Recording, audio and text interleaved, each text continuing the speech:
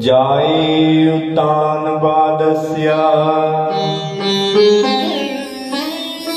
सुनीतिः सुरुचिस्तयोः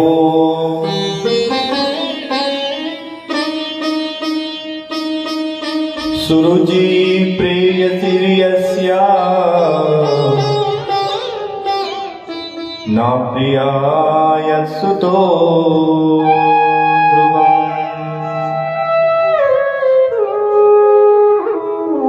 महाराज उत्तानपाद के दो पत्नियां थीं, एक का नाम था सुनीति और दूसरी का नाम था सुरुचि।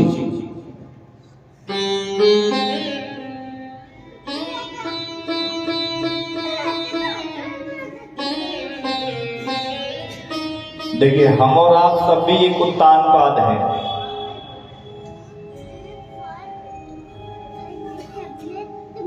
हमारी भी दो बुद्धियां होती हैं, दो तरह की मति होती हैं, एक सुनीति और तो दूसरी होती है सुरुचि।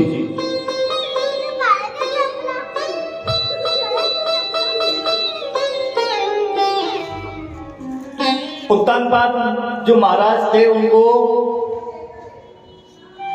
जो छोटी पत्नी सुरुचि थी वो बहुत अच्छी लगती थी, और सुनीति जो थी वो बिल्कुल भी अच्छी नहीं लगती थी। तो हमारा भी यही हाल है। सुनीति की बात लगती तो बहुत बढ़िया है, लेकिन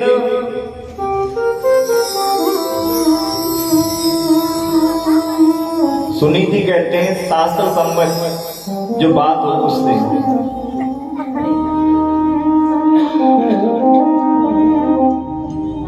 सुनीति से सोचे तो कहते हैं कि भाई सुनीति से हमें समझना चाहिए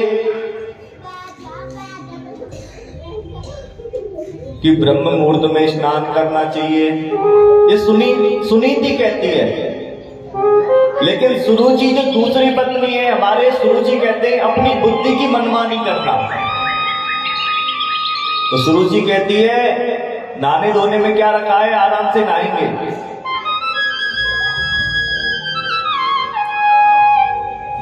सुनीति की बात तो सबको अच्छी लगती है, लेकिन करते अपनी मन की है, सुरुचि की बात सब मानते हैं। तो उसी प्रकार उत्तानपाद राजा को भी सुरुचि पत्नी बड़ी पसंद थी, और जो सुनीति थी वो बिल्कुल भी प्रिय नहीं थी। लेकिन हमें समझना ये है कि उत्तानपाद राजा को सुनीति और सुरुचि ने दोनों ने क्या दिया। प्रेम से बोलेंगे राधे राधे राधे राधे। उत्तानपाद राजा की जो सुरुचि थी, उनके यहाँ उत्तम नाम का एक पुत्र हुआ, तो उसका नाम ही केवल उत्तम था। यक्षों से लड़ता हुआ मर गया, कोई नाम भी नहीं रहा। लेकिन जो सुनीति पर चलता है, तो सुनीति ने महाराज उत्तानपाद के लिए ध्रुव जैसा अटल निश्चित पुत्र दिया, जो आज भी सुबह 4 बजे आकाश में विराजमान होते हैं तो सब उनका दर्शन करते हैं।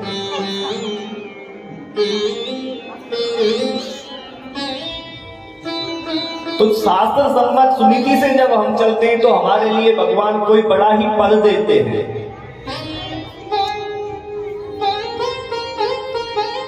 एक बार राजा उत्तानपाद अपनी गद्दी पर बैठे हुए थे।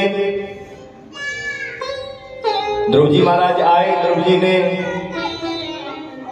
कहा पिताजी मैं भी आपकी गद्दी पे बैठूंगा, तो उन्होंने उसको उठा करके अपनी गोद में बिठा लिया। लेकिन जो छोटी पत्नी सुरुचि थी वो कहती है महाराज, एक हाथ पकड़ के ध्रुव को नीचे उतार दिया, कहती है कि तुम्हारी बेटे ये जगह नहीं है। महाराज की गोदी में बैठने का अधिकार तो केवल उस पुत्र को होगा जो मेरी कोख से पैदा हुआ है।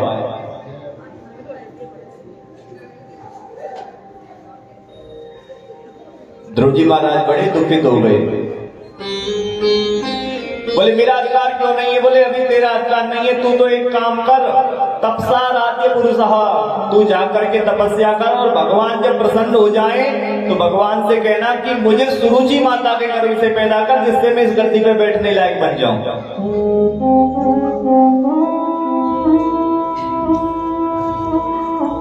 बताओ, जो सुरुचि है उसकी बुद्धि कैसी होती है? वो भगवान के पास भी जाकर के अपने गर्भ से उत्पन्न होने की बात ध्रुव जी महाराज से कह रही है। ध्रुव जी महाराज बड़े दुखित हो गए। दुखित हृदय से अपनी मां सुनीति के पास गए। सुनीति के पास जाकर के ध्रुव जी कहते हैं कि माता,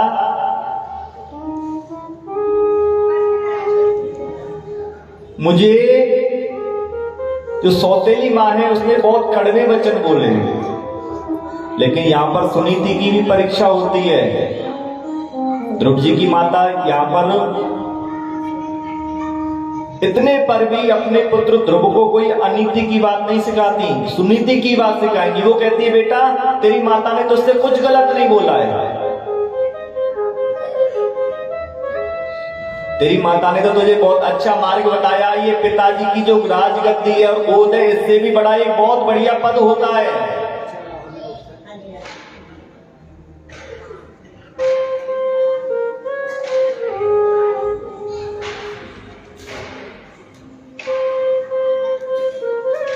प्रेम समेत नाम जो लेवत, ताको कृष्ण अभय पद देवत। प्रेम समेत नाम जो लेवत, ताको कृष्ण अभय फल देवत। श्री राम जय राम जय राम, श्री राम जय राम जय जय राम, श्री राम जय राम जय जय राम, श्री राम जय राम जय जय राम। इसलिए हमें छोटे छोटे पदों का लोभ नहीं होना चाहिए। सुनीति माता कहती है, बेटा तेरी सौतेली मां ने तुझसे कहा है ना, तो ये बिल्कुल सत्य कहा है। तुम जाओ भगवान के लिए तपस्या करो। ध्रुव जी महाराज कहते हैं, मैया भगवान कहां होता है?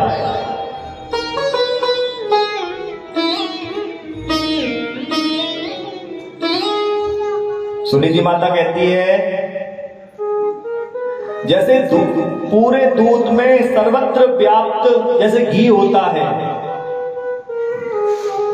जैसे लकड़ी के अंदर अग्नि होती है, उसी प्रकार परमात्मा तो सब जगह व्याप्त है, लेकिन हमें उसे खोजना पड़ता है।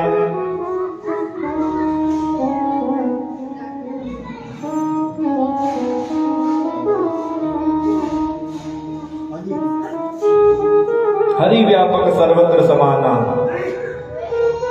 सुनीति माता के वचन सुनकर ध्रुव जी महाराज तपस्या करने के लिए चल दिए।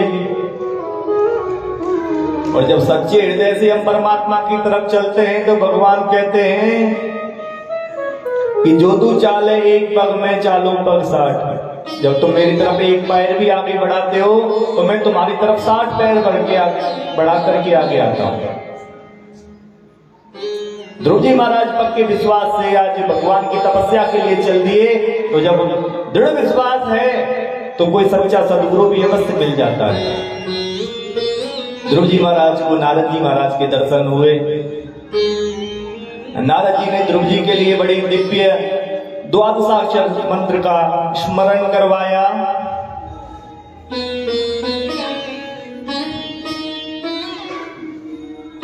मननात् त्रायते इतिसा मंत्र।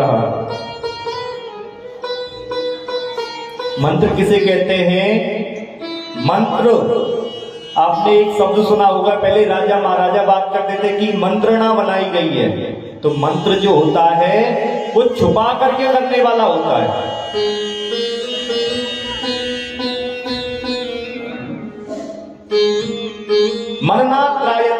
मंत्र जो जिसका मनन करने से हमारा वो कल्याण कर दे, उसे मंत्र कहते हैं। ध्रुव जी महाराज नारद जी के द्वारा प्रदत्त द्वादशाक्षर मंत्र को लेकर के मथुरा में गए। मधुवन में जाकर के उन्होंने बड़ी दिव्य तपस्या भगवान नारायण के लिए की।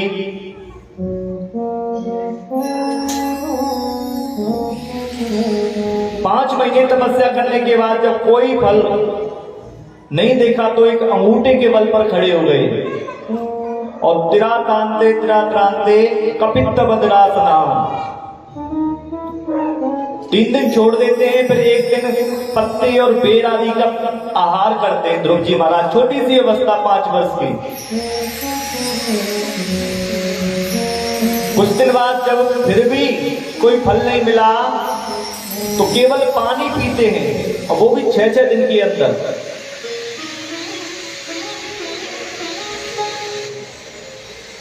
उसके बाद में 12-12 दिन के अंदर केवल वायु पान करके ध्रुव जी महाराज ने कठिन तपस्या करी। और उसके बाद तो ध्रुव जी महाराज ने वायु को भी रोक करके, श्वास को भी रोक करके बड़ी कठिन समाधि लगा दी। और जब ध्रुव जी महाराज की समाधि लगी तो समस्त देवताओं, मनुष्यों, सबके प्राण रुकने लगे और सबने जाकर के भगवान से प्रार्थना करी, प्रभु आपका ये अनोखा भक्त ये सबको मार डालेगा, इसलिए जाकर के इसके लिए दर्शन दीजिए। भगवान यहाँ पर ध्रुव जी के दर्शन देने नहीं, स्वयं दर्शन करने आए कि इतने छोटे से बच्चे में इतनी शक्ति, इतनी अपार श्रद्धा कैसे है। और ध्रुव जी महाराज के सामने भगवान नारायण जब दर्शन देने के लिए आए तो ध्रुव जी महाराज जब सांस रोके हुए थे तो उनके अंदर ही भगवान की दिव्य छटा का उनको दर्शन हो रहा था। तो भगवान ने सोचा कि जब तक इनको अंदर दर्शन होता रहेगा तब तक ये आंखें नहीं खोलने वाले। तो भगवान ने जो अंदर की छटा थी वो बंद कर ली, तो तुरंत ध्रुव जी की आंखें खुली और सामने चतुर्भुज स्वरूप में भगवान नारायण को देखा। बोलिए विष्णु भगवान की जय। देख करके गदगद तो हो गए, लेकिन महाराज 5 साल के छोटे बच्चे, कुछ बोलना आता नहीं है। अगर मैं ध्रुव जी महाराज सोचते अगर मैं कुछ पढ़ा लिखा होता तो मैं भगवान की स्तुति करता, कुछ प्रार्थना करता। अचानक से आपके सामने भगवान आ जाए तो आप भी हड़बड़ा जाओगे, अब क्या कहें, क्या प्रार्थना करें, क्या नहीं करें। तो ध्रुव जी तो अभी 5 साल के बच्चे थे। भगवान अंतर जो उनके मन में जो भावना थी उसको समझ गए और अपने शंख को ध्रुव जी के गाल से छुआ दिया। और ध्रुव जी के गाल से छुआया तो ध्रुव जी महाराज को वेद वेदांतों का ज्ञान हो गया। और ध्रुव जी ने बड़ी दिव्य स्तुति यहां पर भगवान श्री नारायण जी की की है।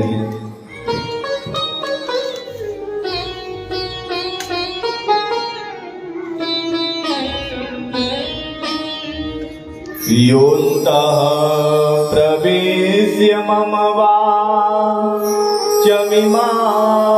प्रसुप्तां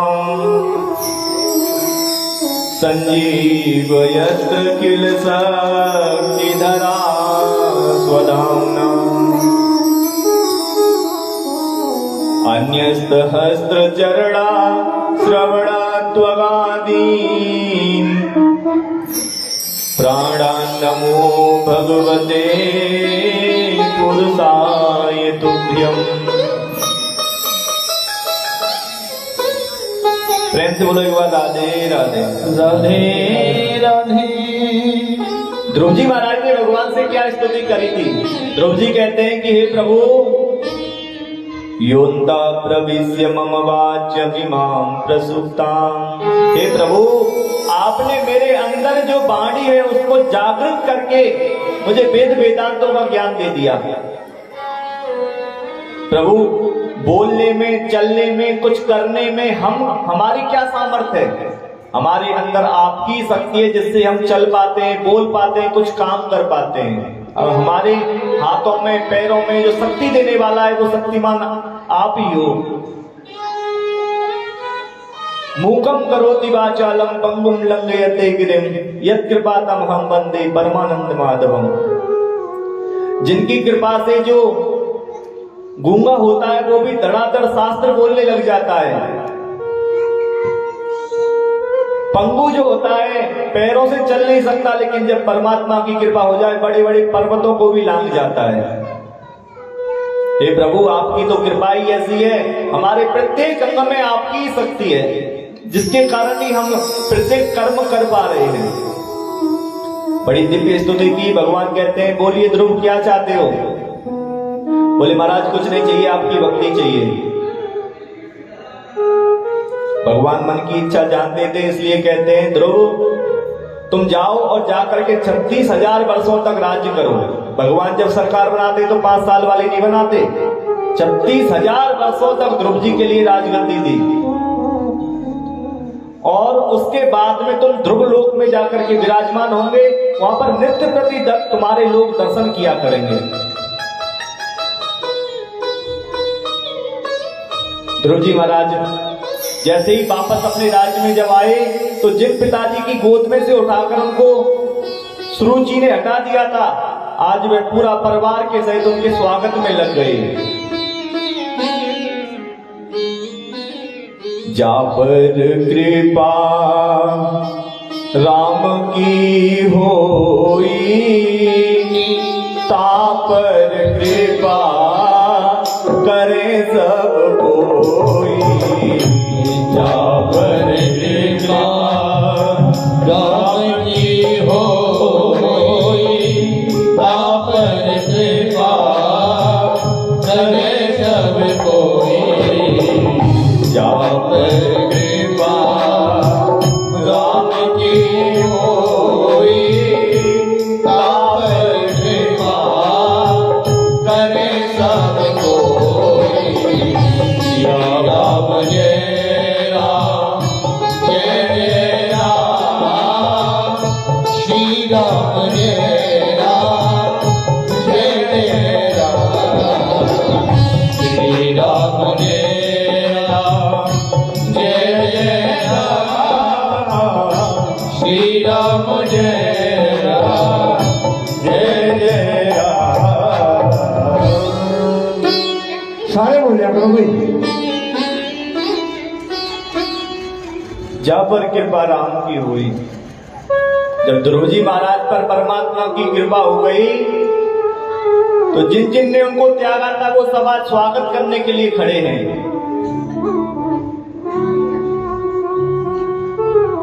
ध्रुव जी महाराज अपने राज्य में आकर के उन्होंने, ध्रुव जी महाराज के 2 विवाह हुए। ब्राह्मी और इला नाम की 2 पत्नियां थीं।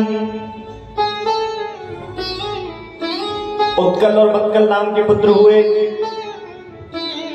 एक बार जो उत्तम उनका भाई था, जो सुरुचि का बेटा था, वो यक्षों से लड़ता हुआ मारा गया तो ध्रुव जी महाराज ने यक्षों पर ही आक्रमण कर दिया।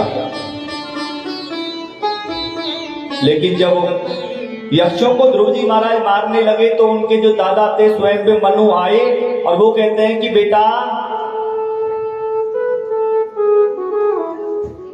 ये एक संत हृदय राजा का ये धर्म नहीं होता निहत्तों को मारना।